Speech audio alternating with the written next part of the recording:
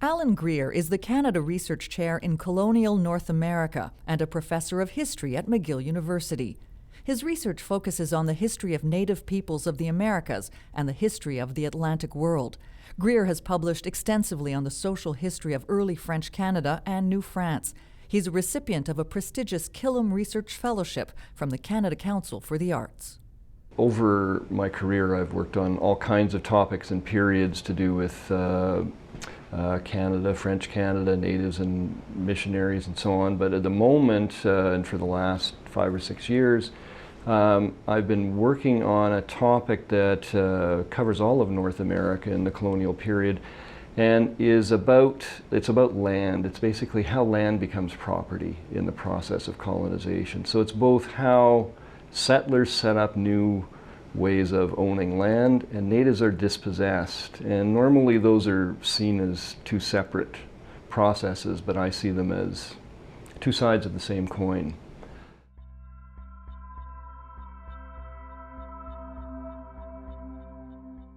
We're used to treaties of cession where governments will negotiate with indigenous people, sign a treaty, payments are made, and the land is treated almost as though it were sold. The English have been doing that since the early 17th century. The Dutch did that. The Spanish never did that. The French never bought land from Indians. So the question arises, are the Spanish and the French not treating indigenous peoples properly in some way that the English are? Because it's often used as a kind of in a kind of apologetic tradition, apologetic in the sense of making excuses for colonization and dispossession. And what we find is that the French, the Spanish, the English, they all develop different techniques for laying claim to American terrain, and they deal differently with natives. In this part of the world, for example, in Quebec, the French came in and established new kinds of land tenure that were French, that were seigneurial and feudal, but that did not require eliminating prior existing native claims. So whereas the English want to have 100% control and ownership of real estate, that's how they create real estate, is by eliminating native title by one means or another. The French place their form of ownership over top of existing native ownership. So they're not buying, they're not conquering, they're just bringing something else in addition to what already exists.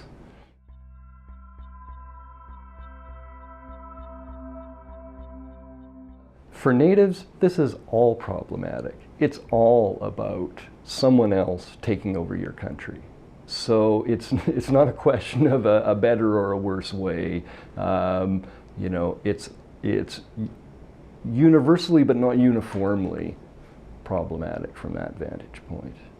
I'm sure there are sort of legal complications in the present day that result from these different approaches. I mean, certainly where it comes out particularly is in southwestern United States, places like New Mexico, where the Spanish conquer and establish certain forms of property. The Americans take over, promising that they will respect existing private property, but come in with different notions of what's real private property, and natives get dispossessed massively as a result. And they're still fighting over some of the terms of access to water and access to common pastures in the mountainous areas and so on.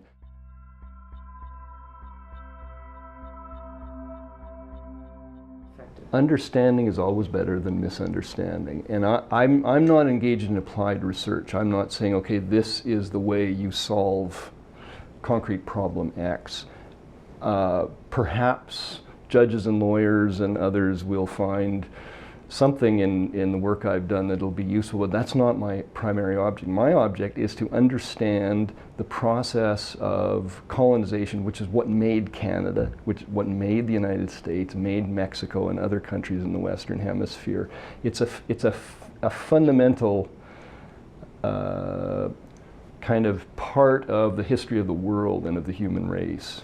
And our understanding of it, I believe, has been clouded by concepts that we have inherited from the ideology of conquerors. That is, our way of framing things, the language we bring to these topics has been, to an important extent, shaped by the justificatory stories that colonizers and conquerors tell themselves. And the better we understand in a different way these fundamental processes, I think the less diluted we will be. So this to me is part of what historical and humanities research is about, is us kind of growing up intellectually and coming to terms with the realities that shaped our world, instead of telling ourselves fables and stories that make us feel better.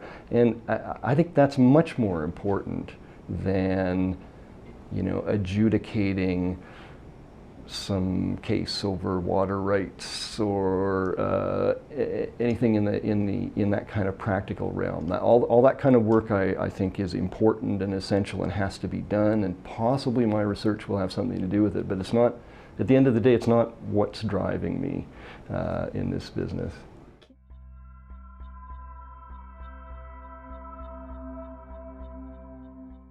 Well, just one aspect of this that I've been working on lately connects with the philosophy of the English philosopher John Locke, who had ideas about where private property in land comes from. And he says basically, when we work on the land, we make it ours, we make it our property.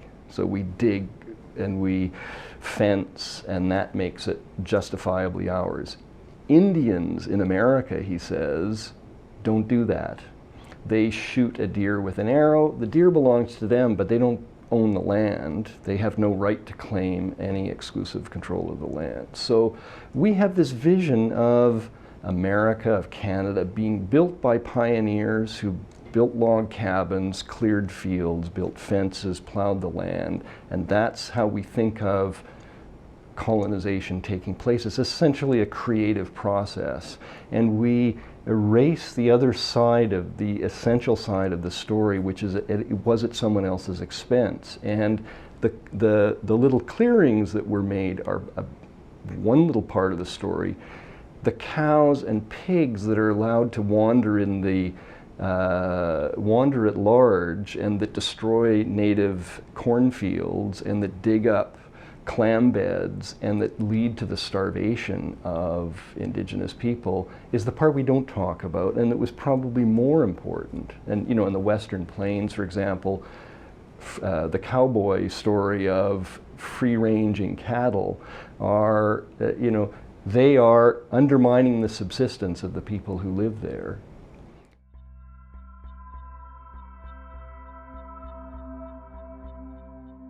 And I think you're alluding to the fact that there's a lot of poverty, a lot of disadvantage, and some pathologies that we find in indigenous communities. Well, you know, the fact that they were massively dispossessed, the fact that, you know, whatever 99 point whatever percentage of the most, you know, valuable real estate in this country was placed in someone else's hands is clearly a big part of the answer.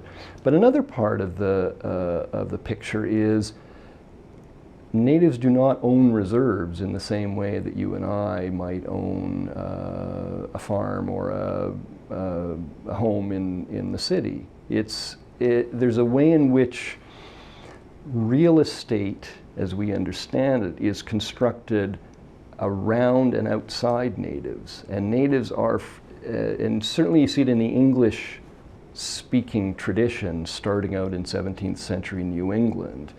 Real estate is created as something for settlers.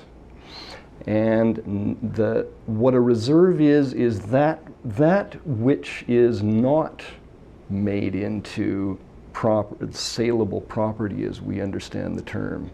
So they are a reserve in the sense that they are essentially outside the real estate system that has been created around them and at their expense. So if you're living on a reserve and you're a native person, you normally can't buy and sell your home. You can't get a mortgage.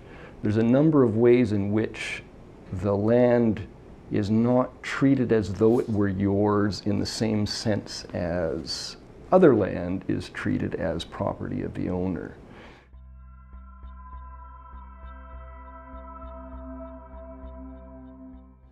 There's a sort of nerd quality about historians, there's a thrill we get in going into libraries and archives and just sort of looking at documents that were written 200-300 years ago and trying to get some reading about, who's writing this and why and what does this mean and what kind of clues, where are they lying and where, in what ways are they providing us with clues. And there's a rush to that, once you've kind of, mastered some of the techniques involved in deciphering the handwriting and that kind of stuff. It's fun.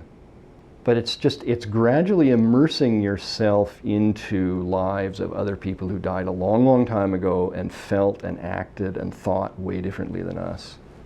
They're more similar than you might expect, and they're more different than you might expect. They're similar in that they're human beings, right? There hasn't been major evolution in the last 500 years. So you're still dealing with people who have some basic urges that we can identify with. On the other hand, you're dealing with people who are very different in the material circumstances of their life, not having central heating and running water and a million other things that we take for granted, but also people who are fully convinced that spiritual forces have a palpable control over their life. And now I'm talking about whether we're talking about Mohawks or French or English of the 17th century, all in their different way,